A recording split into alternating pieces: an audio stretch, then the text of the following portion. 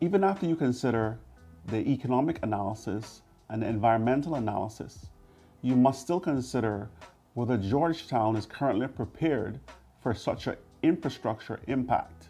Infrastructure must first be improved with more services, more restaurants, more public restrooms, more accommodation to satisfy the influx of hundreds of seasonal workers. We also have to make available more entertainment and find a way to manage the traffic problem that will occur. The consequences of inadequate infrastructure include: 1. Traffic congestion.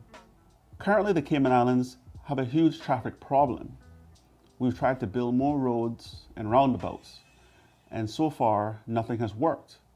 Now we're considering building more lanes, and that is not working because all of the lanes go back into one lane or two lanes. Now, when you consider the impact of thousands of more tourists in the Georgetown area, that is a traffic disaster waiting to happen. The impact of so many tourists on any mega cruise ship day could lead to a lot of anger and aggravation amongst local residents. Like I say, to date, we've been provided with roundabouts, but no solutions. So, if we have hundreds of new seasonal workers who are going to support the mega cruise ships, where are they going to stay? At the moment, we have a shortage of housing in Georgetown. This means that hundreds of new workers will increase demand for accommodation. This in turn means that the price of housing may skyrocket in the Cayman Islands. Think about that. Caymanians can hardly afford a home at the moment. How will you afford a home at double or triple the price with such demand? I don't know about you, but I don't want to see 10 to 20 people living in a room or Caymanians becoming poor or homeless. The other issue with infrastructure is the lack of public restrooms. If you move around Georgetown at the moment, you'll see that there's about one public restroom.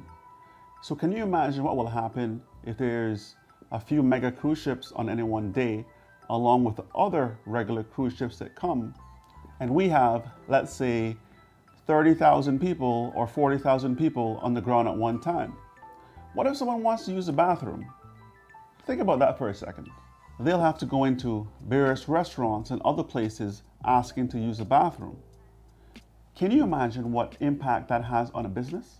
In order to create a great tourist experience for the cruise ship tourists, we also need a lot more services.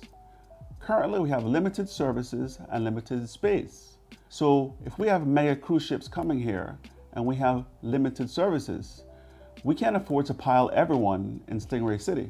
That will impact not only the natural environment, but the tourist experience. Now let's look at 7 Mile Beach. At the moment, as a resident, you can walk freely and enjoy the entire beach. However, on a mega cruise ship day, there may be thousands more people on that beach. That means, number one, your beach access means nothing. So throw away that sign. Yes, I want tourists to use the beach, but I also want them to have a good experience on the beach. It can't be a good experience if we have thousands of people on the beach at one time. That will be overcrowding. In addition to overcrowding, we may have an issue with random people selling random products to tourists on the beach. That could destroy their experience as well. This is a concern for a resident, a cruise ship passenger, and the airline stayover tourists, which brings in the majority of tourist income in this country.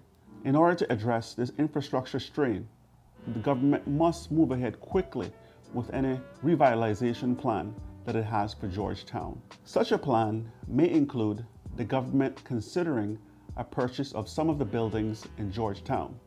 In addition to this, the government should offer incentives to the local businesses who are operating in Georgetown or who will bring new business to Georgetown to service the tourists. And if we're giving incentives to local businesses, this must be genuine. So, no red tape and no high fees. With proper infrastructure and proper services that cater to a high volume of people, Georgetown could be a great experience for residents, airline tourists and cruise tourists alike. Remember, if there's a bad experience, the tourist may leave, never to return. A bad experience also affects the reputation of the Cayman Islands as a tourist destination.